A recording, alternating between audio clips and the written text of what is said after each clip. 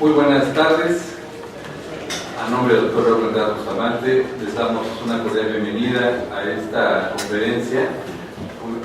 El día de hoy culminamos este ciclo de conferencias sabatinas con la exposición del tema de los derechos familiares de las personas mayores a cargo de la maestra Verónica Rosario Guajardo Sucilla. En realidad, este tema que nos presenta hoy la maestra es muy importante porque indudablemente es una etapa por la que todos vamos a pasar. Ahí ninguno de nosotros se puede hacer a un lado. Pero sobre todo, ¿qué está pasando con los derechos de estos adultos mayores? Y es lo que ella nos viene precisamente a hablar al respecto. Quisiera dar unas líneas, una semblanza muy recortada para no quitar más el tiempo y poder escuchar a brevar del conocimiento de la maestra. Pero la maestra Verónica Rosario Guajardo Sucilla cursó sus estudios de licenciatura en esta Facultad de Derecho. También más tarde realizó los estudios de maestría en la División de Estudios de Posgrado de esta facultad, donde obtuvo mención honorífica, y es investigadora honoraria de la Escuela Libre de Derecho.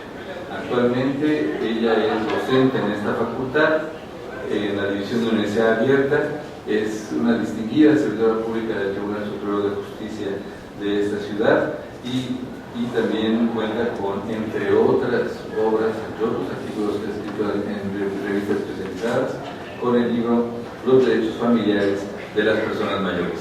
Así es que, sin mayor preámbulo, tengo la bienvenida a la maestra. Maestra, bienvenida. Muchas gracias por estar aquí.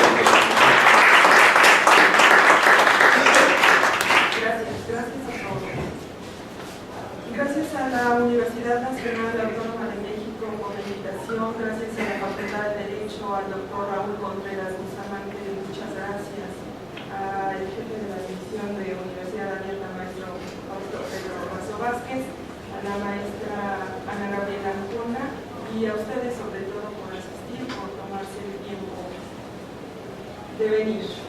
Hoy vamos a comenzar con un book trailer que es la primicia para todos ustedes. Vamos a observar.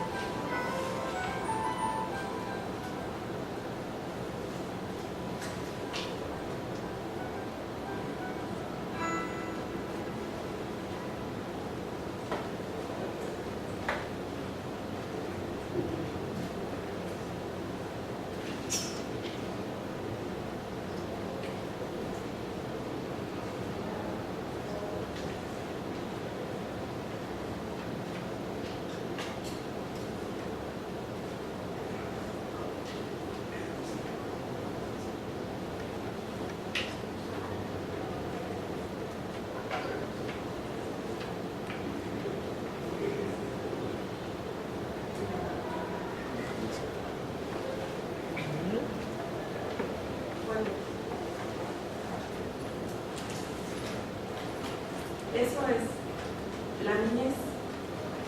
Sin embargo, cuando se trata de personas mayores, las cosas no pueden ser tan diferentes. Entonces, la pregunta que nos hacemos es: ¿los derechos familiares de las personas mayores son diferentes a los de cualquier otra persona? ¿Ustedes qué piensan?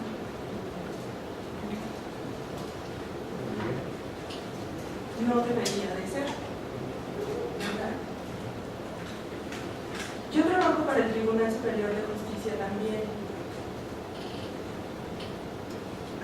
La mayor parte de los asuntos se refieren a la niñez. Y la niñez por una razón importante. Es el futuro del país y sí, también es el futuro de la humanidad. En ese momento yo decido visibilizar también al adulto mayor. ¿Cuándo? Cuando quien solicitó una pensión alimenticia no era un niño ni su representante legal, sino un papá demandando alimentos a su hijo. Entonces me di cuenta que los derechos familiares de las personas mayores tenían que visibilizarse. ¿Para qué? Para que los conocieran. ¿Por qué? Porque no era tan frecuente que un papá o una mamá demandara a sus hijos. Empecé a investigar sobre el tema de envejecimiento y lo que encontré fue muchísima literatura sobre el llamado envejecimiento saludable. ¿Quién escribe sobre envejecimiento saludable? Fundamentalmente médicos, psicólogos, y actualmente hay un trabajo importante por la Escuela Nacional de Trabajo Social de aquí de la universidad. Y ellos nos dicen básicamente que todas nuestras decisiones diarias impactan en el envejecimiento. ¿Cuál es una decisión diaria? Fumar, beber, la obesidad, tener una vida sedentaria. Todo eso son decisiones personales que en un futuro van a tener un impacto para el Estado y no va a haber política pública suficiente para que el Estado nos atienda. ¿Y por qué digo nos atienda? Porque ahorita estamos muy jóvenes, todos, pero estamos creciendo. Hay estadísticas que nos hablan sobre ello. Por ejemplo, en el 2015, o sea, hace 3 años, el Catálogo Nacional de Indicadores señaló que había 38 personas envejecidas por cada 100 niños y adolescentes. 38 de cada 100 hace 3 años.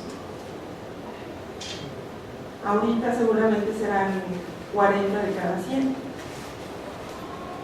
Por eso les digo que cada decisión diaria va a impactar cualquier política pública que el Estado pueda adoptar.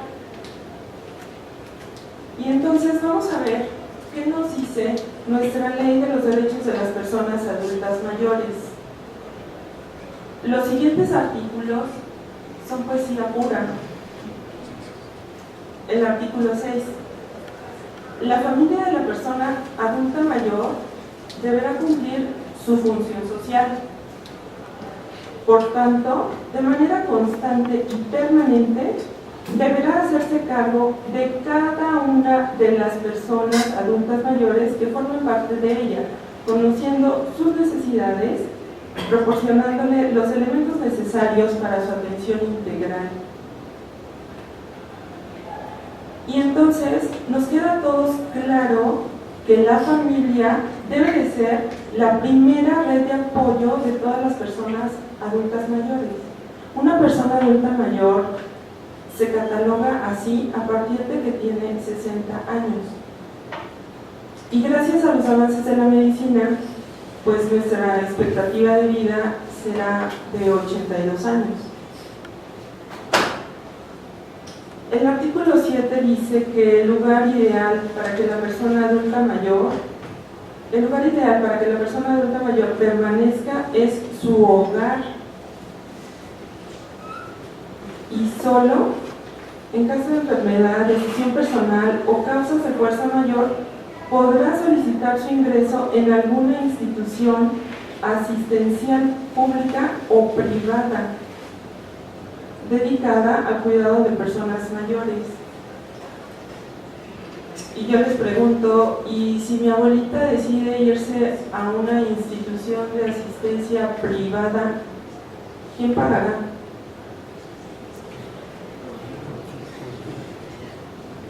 ¡Qué peligro! Bueno, sí, evidentemente ella pagará si tiene los recursos, pero creo que no. Sí. Bueno, yo solo les comparto en las lecturas que hice. En algún país de Europa esta asistencia a las personas mayores privada le corresponde al Estado.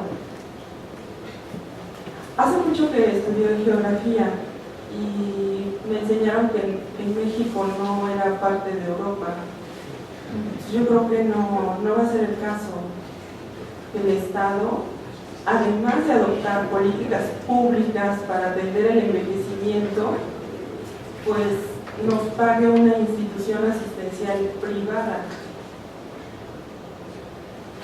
El 8 de esta ley nos dice que es obligación de la familia, de nadie más, obligación de la familia, otorgar alimentos en los términos que establece la legislación civil. Y supongo que ustedes ya conocen que comprende el rubro de alimentos. Son los mismos.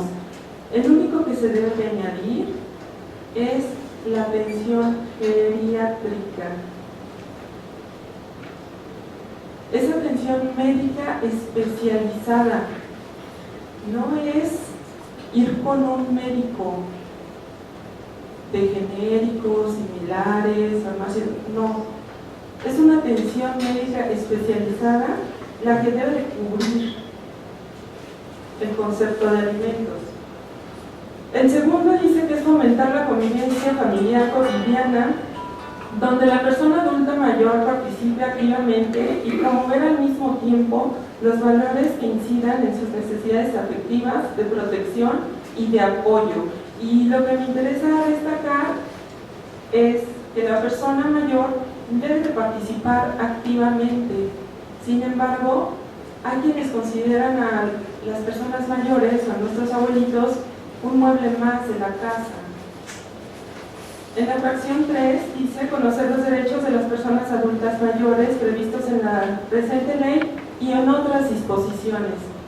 Y esta es la finalidad de esta plática con ustedes.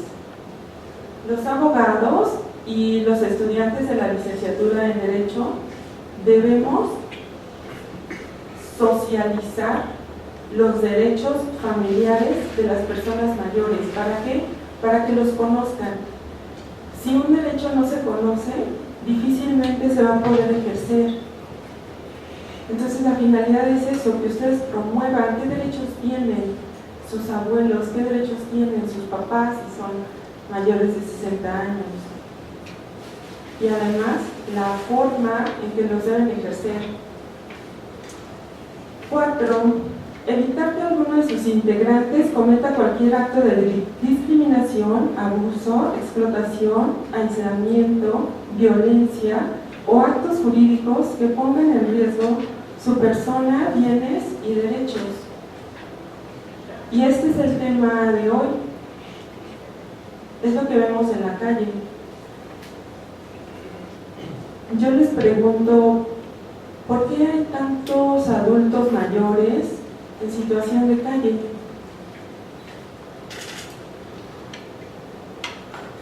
Se supone, porque así lo dice la ley, que además si lo armonizamos con el Código Civil, pues la familia debería de ser su primera red de apoyo. ¿Y qué creen? Precisamente es el núcleo donde más violentados están. Violentados físicamente, violentados psicoemocionalmente en la modalidad de abandono, porque nadie los visita, y además económicamente. Y esto nosotros lo vemos al presentarnos a una institución bancaria. ¿Quién lleva la tarjeta de pensión universal? Pues generalmente un adulto, no tan mayor, porque el adulto mayor, pues de entrada ya no puede manejar una computadora, entonces tampoco puede manejar un cajero. Si yo armonizo estos artículos de la ley de personas adultas mayores con el 138 sextus del Código Civil, dice que es deber de los miembros de la familia observar entre ellos consideración, solidaridad y respeto recíprocos en el desarrollo de las relaciones familiares. Sin embargo, la realidad es totalmente diferente. Hice un análisis y entonces yo tuve que distinguir qué le corresponde al Estado y qué le corresponde a la familia. Por trabajar donde trabajo, yo aposté por la familia. Insisto, es su primera red de apoyo, o por lo menos debería de ser su primera red de apoyo. Y no lo digo yo, ¿no? Así está dispuesto y lo hemos visto en la ley y en el Código Civil, en la ley especial y en el Código Civil. Entonces ustedes sabrán cómo se aplica el cómo se aplicará entonces demandando sí pensión alimenticia por parte de progenitores, pero también a sus hijos, pero también pueden demandar convivencia, porque es parte de. El Estado tiene otros tantos deberes, por ejemplo, en materia de salud, todo lo relacionado con su atención integral. ¿Qué significa esto? Pues debe ser atendido por especialistas geriatras, sobre todo tratándose de enfermedades crónico-degenerativas, hipertensión, obesidad, enfermedades cardiovasculares.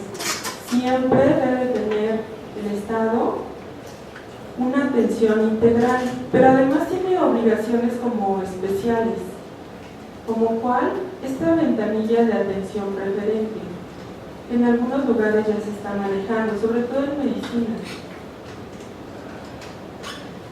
Y dicen, tengo un caso en donde me informaron, la persona adulta mayor me lo hizo saber, que en el Instituto Mexicano de Seguro Social, había que corroborarlo, al saber el médico que su paciente es persona mayor, la cita se hace directamente en la casa de la persona mayor. Esa es parte de las políticas públicas, como en la ciudad tenemos el médico en su casa, pero es parte de las políticas del Estado. Luego, el Estado también tiene obligaciones en materia económica, y aquí hay que distinguir. Hay personas mayores que nunca fueron económicamente activas y por ende no tuvieron acceso a una pensión por jubilación. ¿Qué pasa con esas personas adultas mayores en donde además no son atendidas por su núcleo primario? Pues sucede que el Estado les otorga esta pensión universal que ustedes conocen, de fabulosos, ¿cuántos? 70 y más. Sí, esa es la federal, la local también, pero ¿sí saben cuánto perciben mensualmente? 1.200 bimestral, 600 mensuales. Y yo nada más les quiero decir que un medicamento para atender a una persona con hipertensión cuesta 2,000 pesos. Y entonces ya no es suficiente esta política estatal. La pugna es precisamente porque el Estado se haga cargo de esta pensión universal, pero no con esas cantidades, sino que las incremente. ¿Por qué? Porque no son suficientes para que esa persona mayor viva con calidad de vida. O sea, nuestro tema no es como el de los médicos. El avance científico de los médicos nos permite hoy vivir más años. Pero ¿de qué me sirve tener 90 años si no tengo calidad de vida? Entonces, esa es la petición hacia el Estado. Hay que incrementar los recursos a las personas que no tuvieron acceso a un trabajo formal. Porque el otro tema es los que sí tuvieron acceso a un trabajo formal, ¿no? Aquellos que tenían un horario, un salario regular. Y entonces hay muchos pensionados. Y el tema es el mismo. ¿Tienen acceso a una pensión jubilatoria? Sí. El sistema de pensiones del Estado está a punto de colapsar. Y no estoy descubriendo como el hilo negro, porque algunos incluso afirman que ya está colapsado.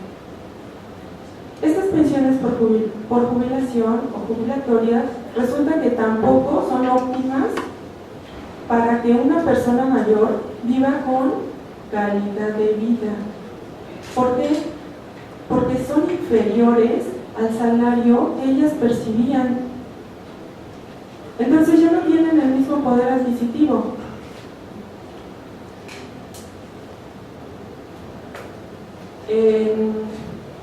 En nuestro ámbito, pues también hay muchas cosas que hacer. La primera es que Estados Unidos mexicanos debe de suscribir o tiene que suscribir la Convención Interamericana sobre la protección a los derechos humanos de las personas mayores. O sea, es muy importante que lo haga. ¿Por qué? Porque los que estamos en los 30, en los 40 y en los 50 nos podemos beneficiar de esta firma, pues obligan al Estado a adoptar medidas para el goce de los derechos humanos de las personas mayores. Y si lo que les acabo de leer es que somos 40 contra 100, o sea, la balanza está casi a la mitad, pues en lo que la firma y en lo que implementa las políticas públicas, seguramente cumpliré 80 años. Pero también hay otro tema, otros muchos temas importantes que se logran al visibilizar los derechos familiares de las personas mayores. No es lo mismo hablar de sustitución de la voluntad iniciando juicios de interdicción que hablar de un sistema de apoyo en la toma de decisiones. ¿Qué significa eso?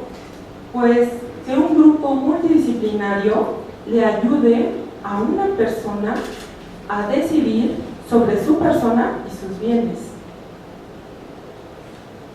En otras palabras, no es lo mismo que mi hijo me diga, mamá, vete de tu casa, a que un contador me diga, no le conviene vender su casa en este momento. O que un ingeniero me diga, le convendría porque su casa está a punto de caerse. Pero además, tener la asesoría del abogado, en donde me diga, puede hacerlo a plazo. hay un tema que seguramente les puede interesar, se llama hipoteca invertida. Está empezándose a manejar en México, se maneja por instituciones bancarias en general. ¿Y saben qué es eso? La persona mayor puede dejar al banco su casa, su inmueble, y el banco le da mensualmente una aportación económica. ¿Para qué le sirve al adulto mayor esta aportación económica? Para satisfacer las necesidades que su primera red de apoyo no satisface, ni su primera red de apoyo ni el Estado. Al finalizar la vida de la persona mayor, el banco se queda con el inmueble, a menos que sus familiares decidan pagarle al banco. Y eso está muy bien, o sea, es la solución para la calidad de vida de la persona mayor. Y entonces nos empezamos a quitar aquellos atavismos, ¿no? De que esta casa, mi papá, mi mamá, me la dejaron a mí. Sí, nada más que recupérasela al banco.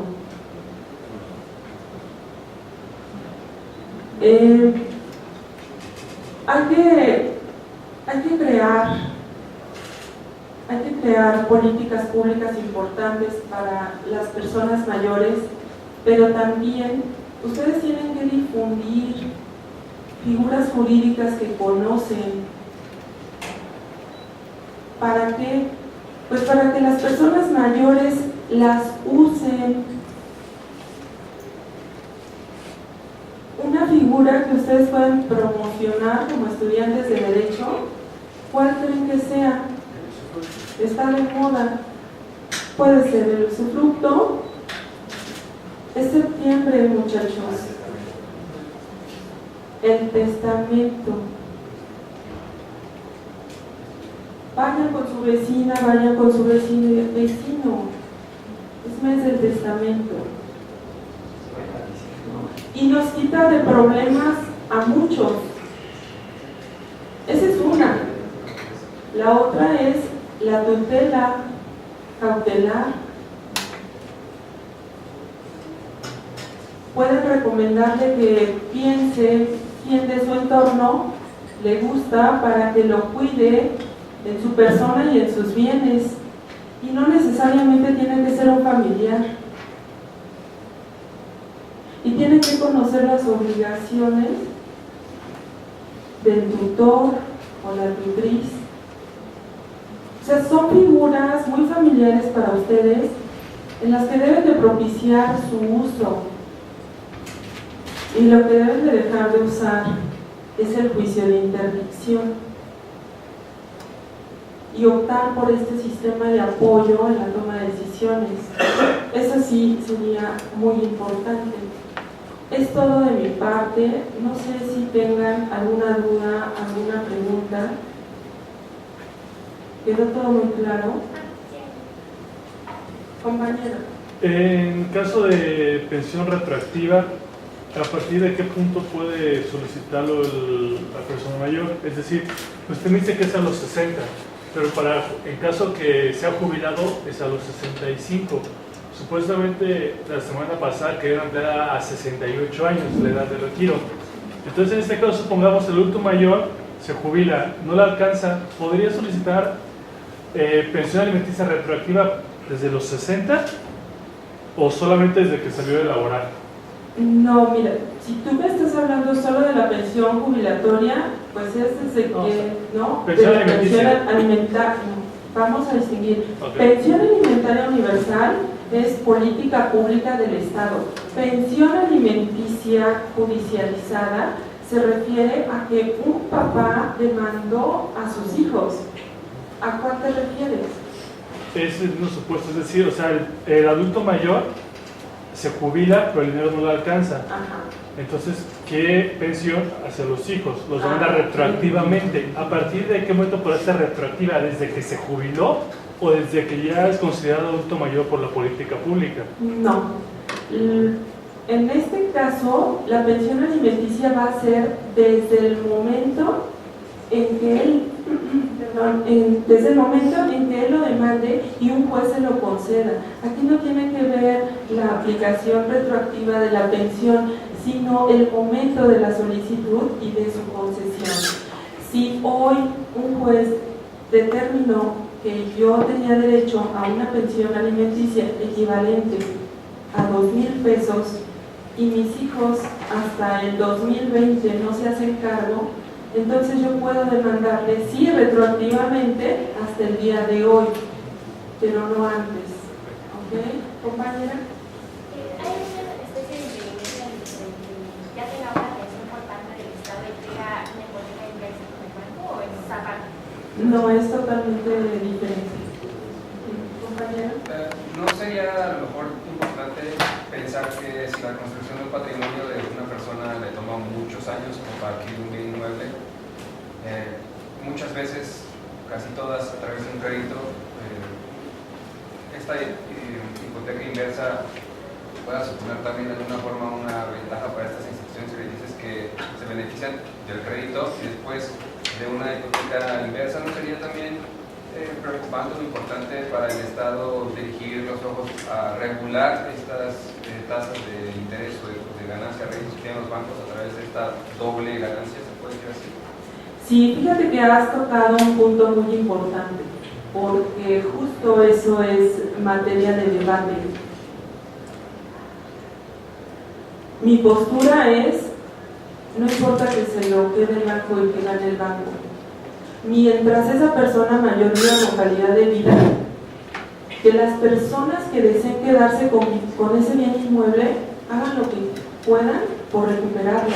Pero justo ese es el debate, que al final la Ciudad de México, bueno, por decir un ejemplo, la Ciudad de México se va a convertir, ¿no?, en la dueña de todos los inmuebles de la ciudad, precisamente por el uso de esa figura. Pero es donde entran los estudiantes de Derecho y es materia de tesis, por ejemplo. ¿Por qué sí o por qué no? Yo veo la crisis en materia familiar, en los tribunales, y por eso mi postura es de que la persona mayor tiene que vivir con calidad de vida. Y si eso significa que el banco se quede con el inmueble, adelante. Yo, porque estoy viviendo la crisis de la familia en la Ciudad de México, pero no significa que mi postura deba de ser, ¿no? Hay quienes, y hay muchas personas que manejan esta otra postura. Compañero. Bueno, acerca de lo que comentaba el compañero, también hay una figura que no está en México, no existe, pero se empieza a utilizar en diferentes países, desde hipoteca social, y yo creo que se va a implementar pronto por la misma crisis y el estandarte político que ha utilizado nuestro dirigente de la cuarta transformación, que son los viejitos. Pues yo creo que van a entrar en discusión, en debate, hasta que eventualmente tengamos una regulación al respecto. Pero a mí lo que me parece mucho más importante sería el tema de la educación financiera desde la niñez hasta impartirla a adultos mayores también, o sea, desde ahorita a ellos y a los niños. ¿Por qué? Porque es un problema medular el tema. Pues hay una frase muy buena que dice: uno no es culpable de donde nace, pero sí de donde muere. Y las personas, muchos adultos mayores no piensan en cómo se van a retirar, y la verdad siento que no es obligación del Estado, y el Estado no la va a adoptar y va a sacrificar el erario público por las personas de la tercera edad, y lo vemos. Tan es así como menciona, hay muchas personas en situación de calle, adultos mayores en situación de calle. Entonces, si no se van a hacer cargo, ¿qué pasa? La carga viene a las siguientes generaciones.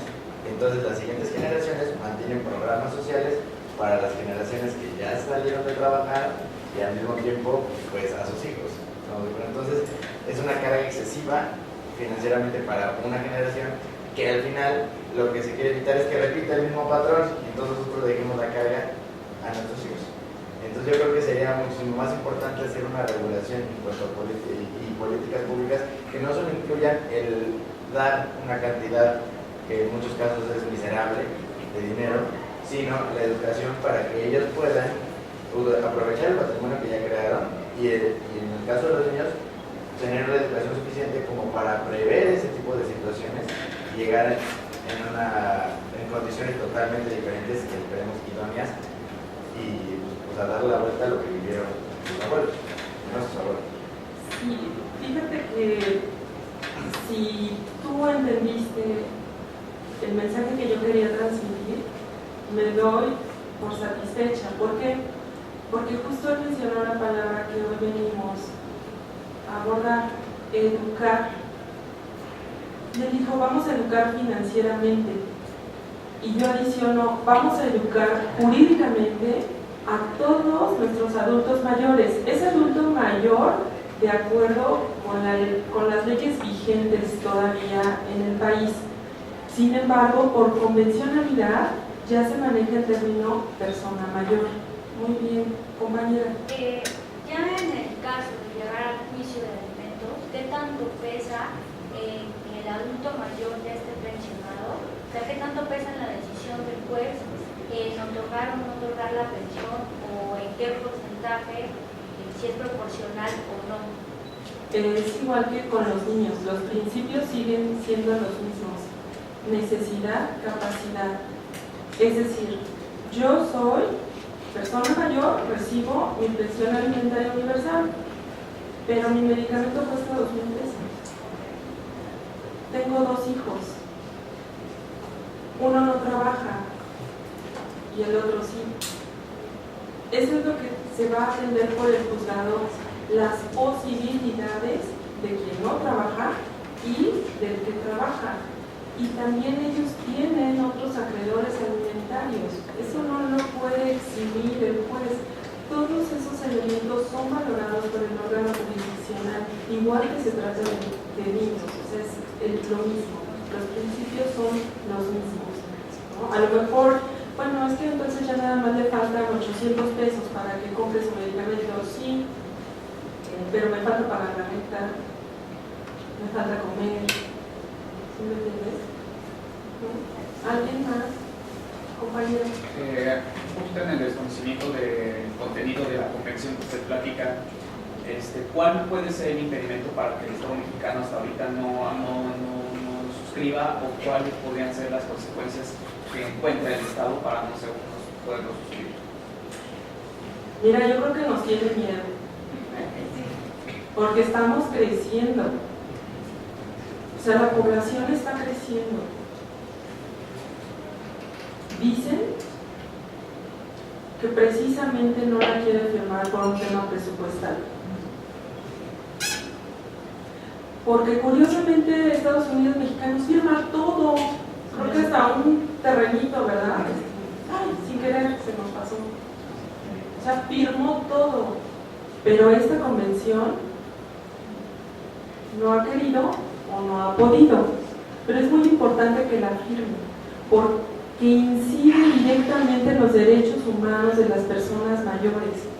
La protección es ampliada. Entonces, ojalá ustedes, que también van creciendo, pues pugnen por la firma de la Convención Interamericana. ¿Algo más, compañera? ¿Qué tipo tiene de aplicación esa hipoteca invertida?